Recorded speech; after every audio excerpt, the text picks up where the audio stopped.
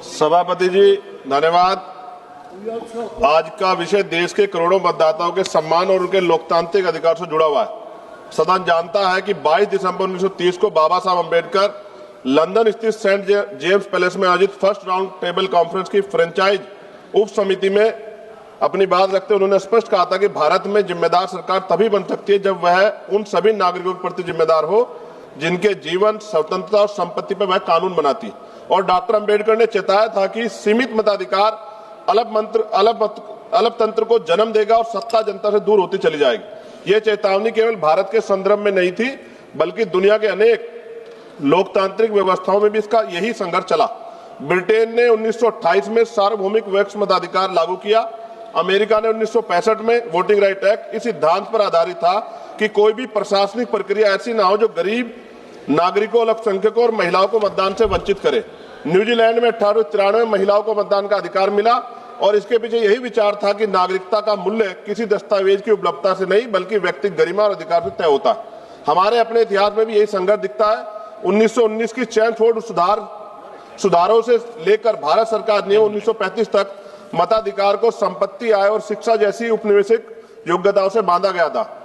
Doctor Ambedkar ने 17 मई 1929 को अपनी रिपोर्ट में लिखा था कि मताधिकार को कर्पा समझना दासता की स्वीकृति है और इसी विचारधारा ने हमेशा संविधान में आरंभ से ही सार्वभौमिक वयस्क मताधिकार को शामिल करवाई। ये उपलब्धि ब्रिटेन, अमेरिका, फ्रांस जैसे देशों की तुलना में कहीं अधिक साहसी और प्रगतिशील थी। सभापति जी, राउंड टेबल कॉन्फ्रेंस में 5 करोड़ से ज्यादा जो कमजोर वर्ग के लोग थे उनके 2 प्रतिनिधि थे, डॉक्टर अंबेडकर और श्रीनिवासन, और अधिकार राजनेता जो पुरानी व्यवस्था थी निर्वाचन की उससे सहमत थे, जिसमें 80 लाख लोगों को वोटिंग का राइट था और वो संपन्न स्वर्ण जातियों के लोग थे। मैं आज सदन के माध्यम से देश के प्रत्येक नागरिक को बताना चाहता हूं कि आज जो देश में प्रत्येक वयस्क व्यक्ति को जो वोट का अधिकार प्राप्त हुआ है वो डॉक्टर बाबा साहब अम्बेडकर की देन है और माननीय काशीराम साहब ने भी हमें इसका प्रयोग करना सिखाया। माननीय सभापति, जब SIR मताधिकार के लिए निर्वाचन आयोग द्वारा ऐसे दस्तावेज मांगे जा रहे हैं जो बड़ी संख्या में नागरिकों, विशेषकर महिला और गरीब घुमंतु जातियों, आदिवासियों, दलितों, वन गुजरों के पास उपलब्ध नहीं है। आधार कार्ड जो देश के अधिकांश नागरिकों के पास उपलब्ध है उसे पर्याप्त क्यों नहीं माना जा रहा है? डॉक्टर अंबेडकर ने इसे अन्याय बताता और कहा था व्यक्ति जितना गरीब होगा उसके मताधिकार देना उतना ही आवश्यक होगा। और उन्होंने कहा political power is the master key by which you can open all door of your progress. भारतीय फ्रेंचाइजी समिति 1932 ने कहा था साक्षरता, बुद्धिमत्ता या राजनीतिक क्षमता का माप नहीं है।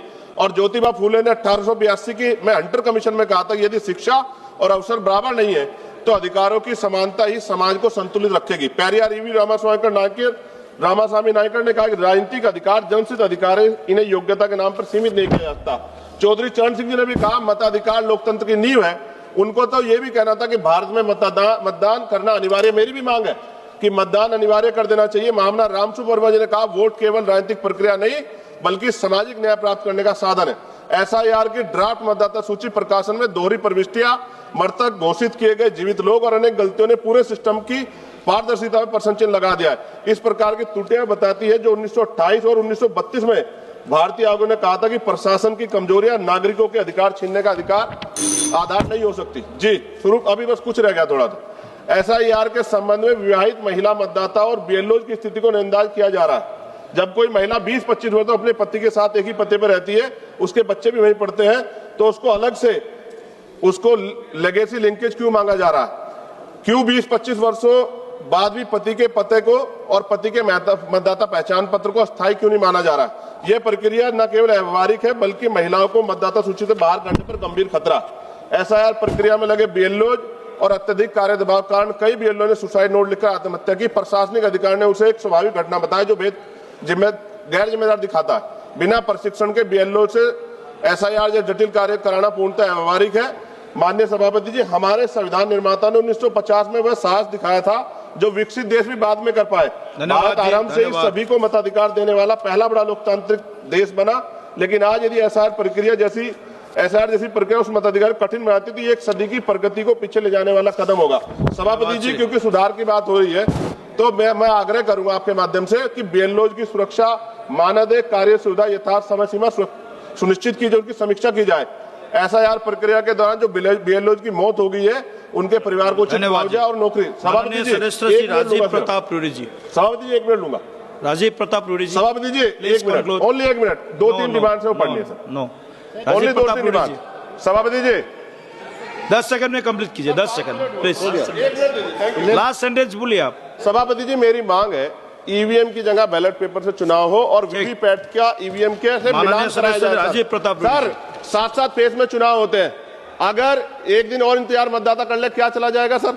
सर सभापति जी, राजीव प्रताप रूडी जी, सभापति जी आपकी लाइन बाबा साहब अम्बेडकर। राजीव प्रताप रूडी जी आप शुरू कीजिए प्लीज, प्लीज आप बैठिए, बोल लो ना, बोल लो ना। प्लीज सर 30 सेकंड दे दो। बोलो सर, माइक चला गया, 30 सेकंड दो सर, आखिरी लाइन के लिए सर। सभापति जी, सभापति जी 30 सेकंड। सभापति जी आप ही सुन लो, आपका समय शुरू हो गया है।